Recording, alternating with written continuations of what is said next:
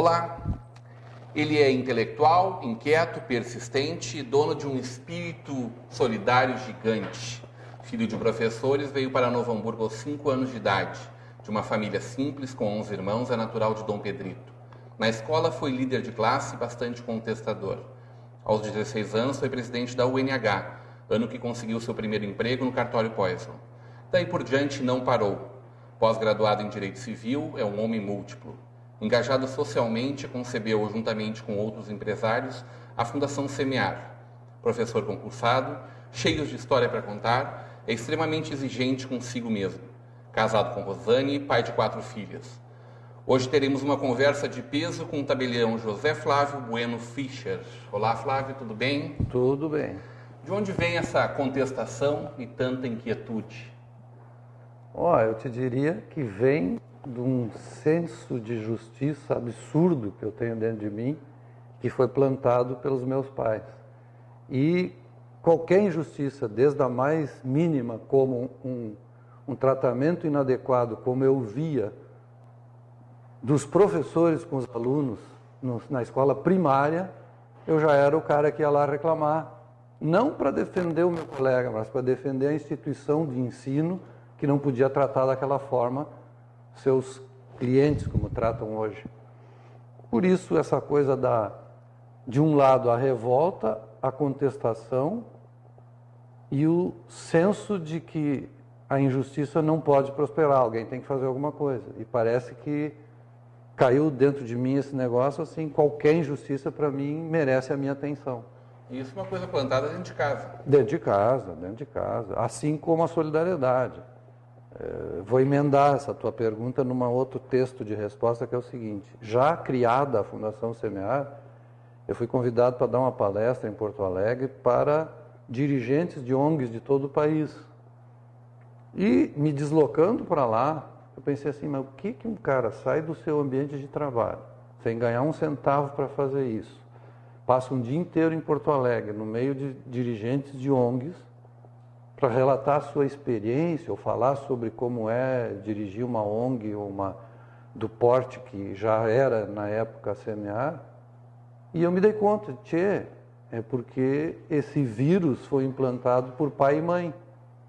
E eu tenho esse vírus, e esse vírus está acima de qualquer interesse econômico, financeiro, de amizade, de família, de qualquer coisa. Por isso. Da bicicletinha aos 16 anos ao título de primeiro tabelião em 87. Como é que foi essa trajetória? É uma bela história. Eu te resumiria tanto quanto possível, eu sei que o nosso programa tem um limite. Assim, meu pai tinha dito que garantiria o estudo dos seus filhos até a formação universitária. Quando o primeiro filho, meu falecido irmão Newton, chegou no nível universitário, o pai disse assim, vai trabalhar porque não tem como. Com 12 filhos que ele tinha na época, impossível sustentar isso. Meu pai tinha 3 empregos. De manhã ele era advogado, de tarde ele era bancário e de noite professor. E a minha mãe professora, que se aposentou ganhando salário mínimo. Então tu pode imaginar que nessas circunstâncias, com 12 filhos, por mais que meu pai se rebentasse trabalhando, não tinha como garantir ensino universitário, ainda mais privado. Então ele abriu o jogo, olha aqui, quem quiser fazer a faculdade vai ter que se sustentar na faculdade. E aí meu irmão foi casualmente também bancário, no antigo Mercapaulo, e aí com isso conseguia pagar a faculdade dele. E eu, com 16 anos, já comecei a procurar emprego, né? E não sei como eu caí lá no antigo cartório Poisson, que funcionava onde é o calçadão hoje, no térreo do edifício Minuano ali. Eu não me lembro realmente se eu vi algum anúncio, o que foi, ou alguém me indicou. Fui lá, fiz um testezinho lá, uma entrevista e fiquei trabalhando. Lá já surgiram alguns conceitos que mudaram um pouco, ou que foram definindo a minha trajetória. Porque como eu era o auxiliar de carimbador lá, na época do carimbo, que hoje no meu tabelionato não tem mais isso, né? Mas então tinha uma pessoa que era responsável, substituta do Poisson, na época se chamava ajudante substituta, que firmava os atos, que tinha a fé pública, né, para assinar os atos. mas alguém tinha que fazer a retaguarda. Então eu era um dos auxiliares da retaguarda. Ia lá procurar a ficha no fichário de papel, no arquivo de assinatura, está lá Rodrigo Stephen, blá, blá, blá, achava a ficha, olhava o documento, eu comparava, aprendi a fazer isso naquela época, comparava a assinatura, mas eu não tinha direito de assinar, eu tinha que fazer o quê?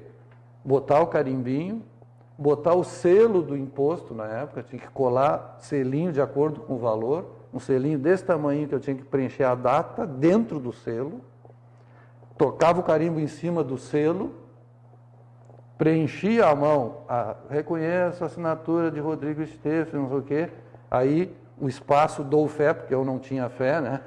Era só a chefe que tinha, uma linha para assinatura, entregava para ela firmava, conferia mais uma vez, assinava, levava para o caixa e a pessoa chamava, Rodrigo, vem aqui pagar, e o Rodrigo ia lá, pagava e retirava o documento. Eu fazia isso e autenticação de cópia, fazia as cópias e carimbava, levava, botava o selo, todo, o mesmo procedimento.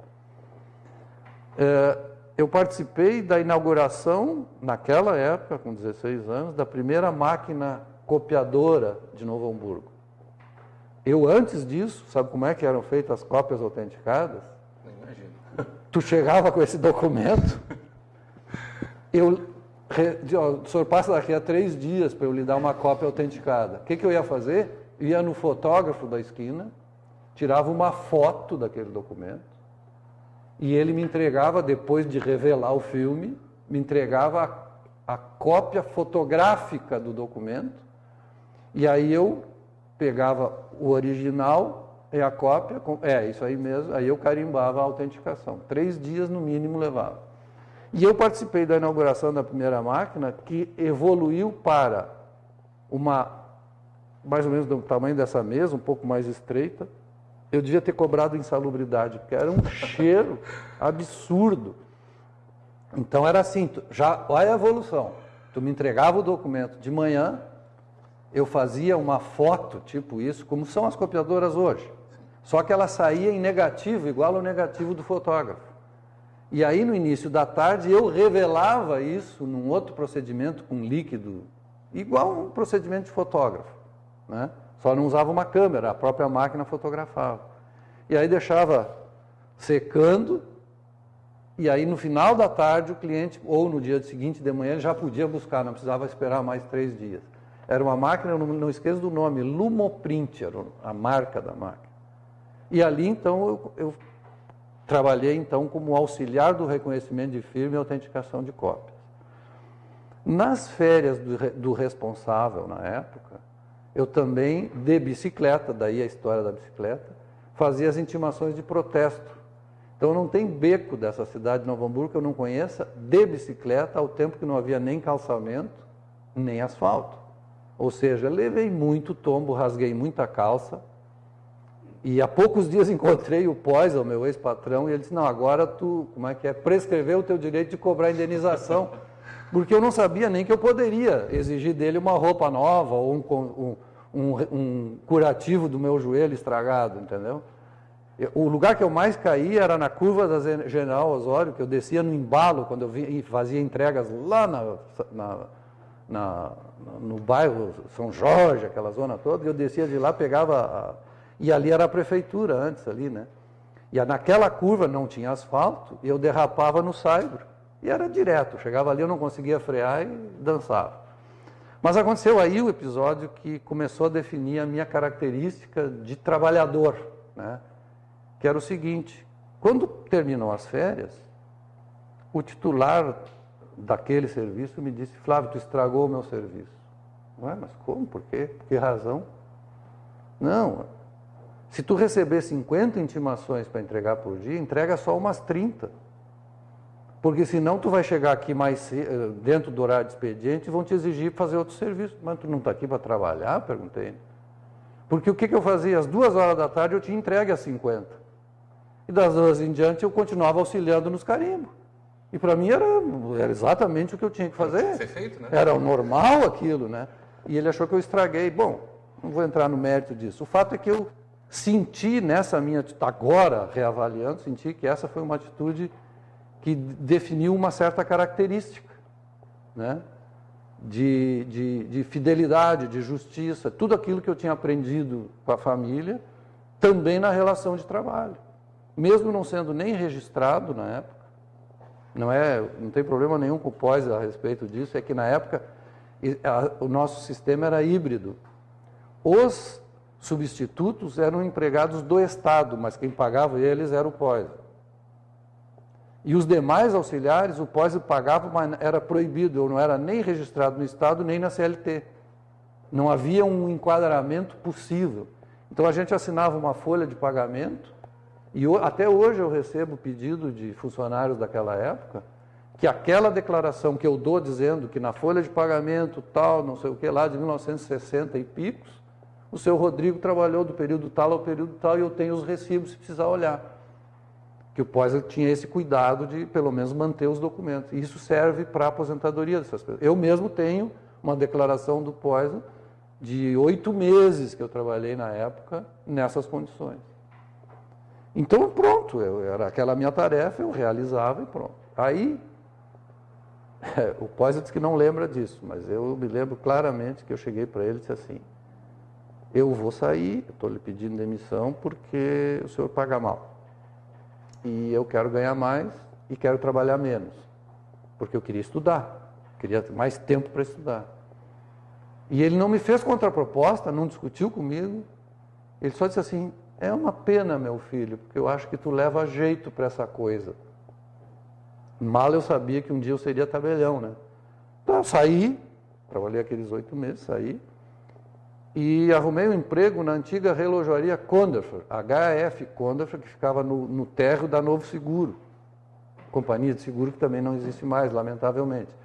Mas ali no térreo tinha uma joalheria, que eu acho que também não existe mais, e nessa joalheria eu era auxiliar do controle de estoque. Então eu tinha uma caneta azul para os ouros e peças que entravam e uma vermelha para o que saía. E o seu Conderfer era muito meticuloso e eu, tanto quanto ele, cumpria exatamente. E trabalhava só de manhã e ganhava igual o que eu ganhava no cartório pós. E eu tinha tarde livre e à noite para estudar. Então eu ia à noite para o 25 de julho estudar e à tarde eu tinha livre para estudar ou para jogar futebol, fazer o que eu tivesse vontade. Esse foi o início de carreira profissional. Logo depois, com 17 anos, eu acabei seguindo a carreira do meu pai porque eu precisava sustentar minha faculdade. Fiz concurso para o Banco do Brasil, passei na primeira tentativa e virei bancário. Odiava, com todo respeito aos bancários, mas eu odiava ser bancário. Mas eu tive um gerente que foi um autodidata maravilhoso, o João Alberto Beruti Vargas, o famoso Varguinhas, muito conhecido aqui na cidade, um sujeito muito espirituoso. E o Varguinhas, como meu gerente em Campo Bom, porque eu sou fundador, junto com o Varguinhas e do falecido Celso Santana, da agência do Banco do Brasil em Campo Bom. Eram 3 funcionários só. Um gerente, um caixa e um faz-tudo. Eu tinha que fazer todas as tarefas, inclusive o malote era entregue na minha casa na época, lá em Campo Bom, onde eu morava. Muito bem. E o Varguinhas, um dia, eu disse para ele: eu estou infeliz, não é o que eu quero, não quero ser bancário, mas ganhava bem, na época que funcionário de Banco do Brasil era quase um marajá, entende? Então eu pagava muito bem minha faculdade, casei com 21 aninhos, entendeu? Porque na época, com a escola rígida e religiosa da família, para sair de casa só casando. Então, como eu queria sair de casa, eu tratei de casar. Claro, eu estava apaixonado, toda aquela história, casei. E aí eu sustentava a minha família, quer dizer, ajudava, porque ela também era professora, e podia pagar minha faculdade. E tinha uma outra coisa interessante no banco. Eles, como era só 3 funcionários, eles precisavam muita hora extra. Eu fazia 4 horas extra por dia de manhã, que me dava mais do que o salário fixo das 6 horas da tarde, porque a hora extra tem um acréscimo. Então eu trabalhava 10 horas por dia e de noite eu ia para a faculdade de pinga-pinga, de ônibus, para São Leopoldo. Sem problema nenhum. Enfrentei chuva e trovoada. Já a faculdade de Direito.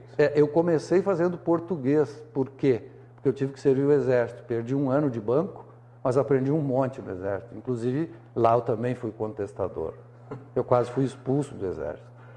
No banco, eu me acomodei porque o Varguinhas disse a seguinte frase: Flávio, Se tu não faz o que tu gosta, enquanto tu está aqui, trata de gostar do que tu faz.